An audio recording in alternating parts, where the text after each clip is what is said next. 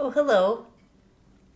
So, starting at zero, September 2023, let's start with zero expectations. Okay, maybe not zero, but let's have really, really low expectations with each other.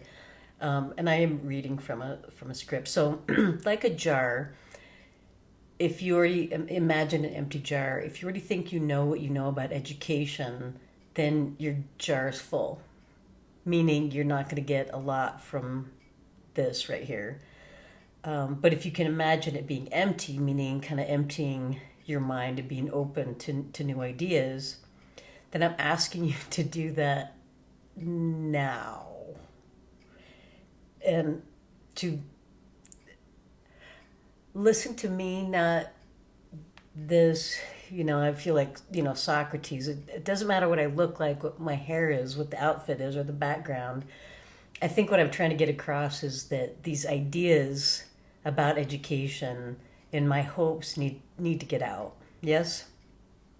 So if you were a student, ideally a former student of mine, a colleague, a former colleague, anybody with kids, grandkids, if you happen to know little people, if you've seen them on the streets perhaps, I'm asking you, this is essential to listen to this. Why?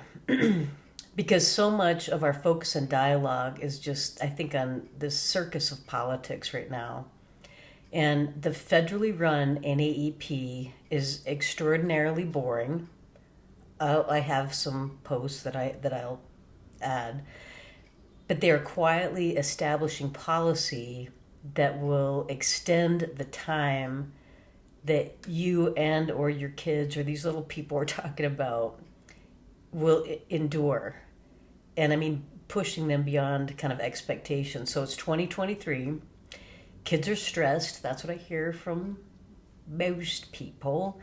And that there's a mental health crisis in education. And since COVID, the National Association for Educational Progress has been doubling down, their words, for future extra time and testing, using COVID as a way to put fear and to exacerbate the situation that we're having now, is my hypothesis. Does this sound dramatic? Conspiratorial? Well, if you look at the videos, which again, I don't assume people just sit down and watch, which I think is kind of the point because they're time consuming. But if you trust me, if you look at these, it's really the dialogue, the rhetoric, especially the second one, the one that was just put out in 2023.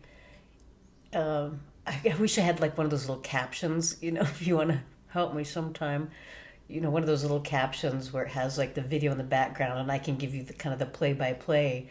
Because if you'll notice, the leaders are reading from a script. And it's repetitive, it's redundant, and again, that's kind of the point. So there are two completely different conversations going on between what the National Association for Educational Progress wants and what students want. So teachers and students want time, but they want time to learn and to be good or masters of what they do. And the NAEP wants you to add time, but essentially time to the day. So here's some talking points, like this is Ingrid logic. So we have been heavily testing kids, let's say since 2000, so let's say 23 plus years. The NAEP Nations Report Card, the gold standard, after No Child Left Behind. So I guess my logic is this. If we've been testing kids for over 23 years, and in fact, a crisis in education to get kids back on track to close this gap, as testing data shows, then whose fault is that? So we've been testing kids for 23 years, but then what I hear in the media is that it's kids' fault. So we don't actually question the fact that it could be the testing. Anyway, the NAP writes the tests, collects it, and another cousin federal agency analyzes the data, and then the same folks interpret it, disseminate it with well-connected media, because there's big business in the NAEP or backed, whoever pays their paycheck, then blames the kids for their results, which conveniently and intentionally, I believe, financially helps these private institutes and companies that are financing people like the NAEP.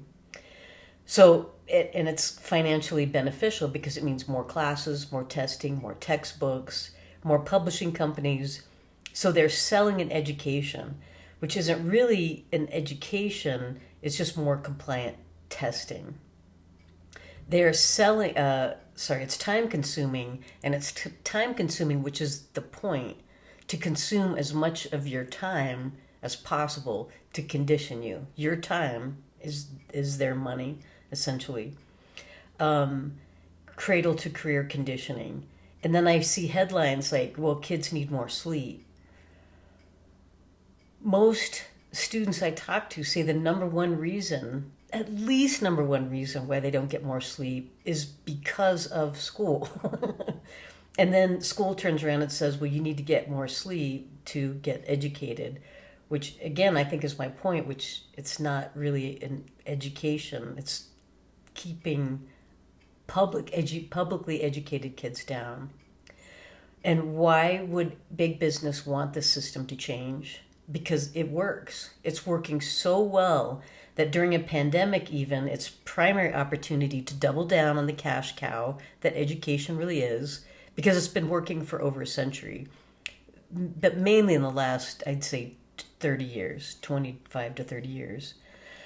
Truly, if you want the system to continue, why would you want to empower kids, the youth? They are the most vulnerable of our population, and they can't vote. They're too short to fight back, and completely financially independent and most often in debt. Of course, there's rhetoric about being woke or awake, because why would you not want kids sleepy if you were on the business end of that? Why would you want well-rested, clear-minded, educated, financially sustainable populations? Because this privatization means what? That you owe them? What do you owe them? And I want you to consider this. If you are in public education right now and you produce a piece of creative work on school grounds with school-given computers, whose property are you and whose property is what you write? Do you understand? So I've been looking at intellectual property rights, and I'm wondering, like, okay, so who owns you? You are legally required to go to school, you students. So does that mean that if you leave school, you are committing a crime of stolen property? I don't know. Anyway, my loyalty will always be to you students, always. I'm not going anywhere soon.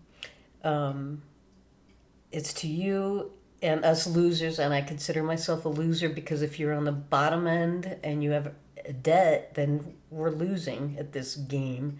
So let's start now, zero. And what I was thinking is we need to begin at the NAEP framework. So my philosophy has kind of always been go to the original source. Go to where you know, as close to the original source as that you can get. And that's what we're going to kind of do the next few lessons. So why learn the NAEP framework? Because if you know the system, if you know where the system is heading, the more you know about the system, the less the system is using you. So the more you know about the system that's using you, the less, how do I say this? So the system doesn't use you as much. Yeah? So we are going to learn the heck out of that framework because I am your teacher in service, Miss Newsom. Thank you.